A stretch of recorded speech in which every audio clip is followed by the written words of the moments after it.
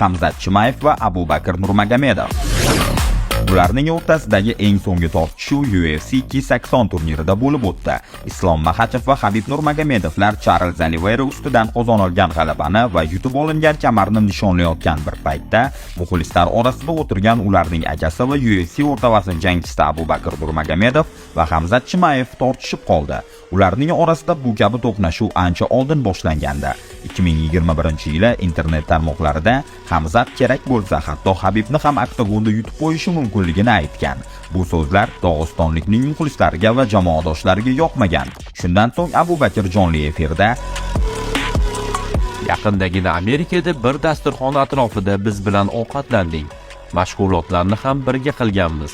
Masjidga ham birga bordik.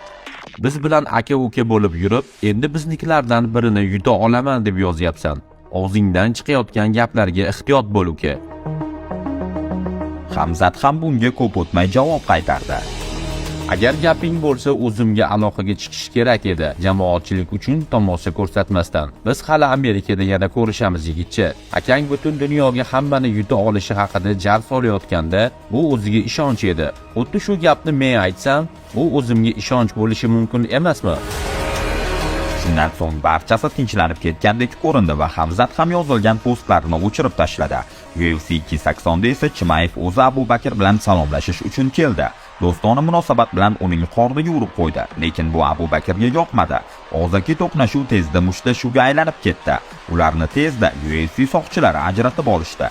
Ikkala jangchi bir vaznda bo'lsa ham ularning to'qnashuvini oktagonda ko'rishga umid qilish to'g'ri emas edi, chunki ularning divizion reytingidagi farqlari katta.